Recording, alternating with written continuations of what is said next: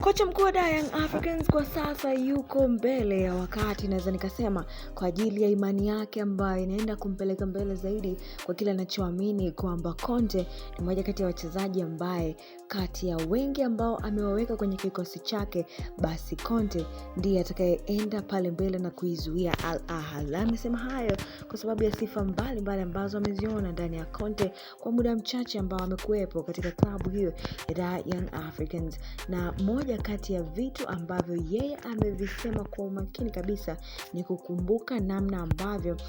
performance ya Conte ilikuwepo, na alivyoiona akasema yes, Conte sasa anaweza akawa moja kati ya vijana ambao naweza nikawategemea zaidi kuhakikisha kwamba mechi dhidi ya Al Ahly inaenda kuwa vizuri, na nataka mweka mbele kabisa na kuweka katika nafasi ya kuzuia, basi Conte anakuwepo pale mbele kuhakikisha kwamba kila kitu kinakuwa sambamba. Lakini kocha huyo hakuacha kumimina sifa mbalimbali za Conte ambazo anazikubali na kuziweka mbele kama moja kati ya vitu ambavyo vimempa ujasiri kumweka Conte hapo. Sasa amesema kwamba Conte ni mmoja kati ya wachezaji ambao wako na nguvu ya kutosha, yani ukija bila gadi kamili unaweza kujikuta umedondoka, yani ana nguvu ya mwili ambayo inamsaidia pia kwenye swala zima la kuzuia, lakini pia ana akili ya mpira. Conte anajua wapi apeleke pasi, wapi anatakiwa afanye nini,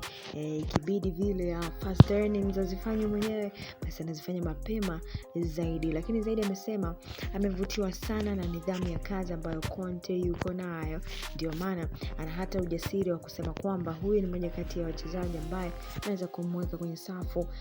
na ikakaa vizuri kabisa. Sasa Conte ni mmoja kati ya wachezaji ambaye kwa sasa hivi boli inatembea ile kinoma. Najua imani yake kwake itakuwa imemsaidia yeye pia, lakini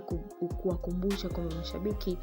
Conte hakuja kupoteza muda hapa Young Africans, lakini alikuja kukinyoosha na kuhakikisha kwamba kila kitu kinaenda kuwa sambamba kabisa.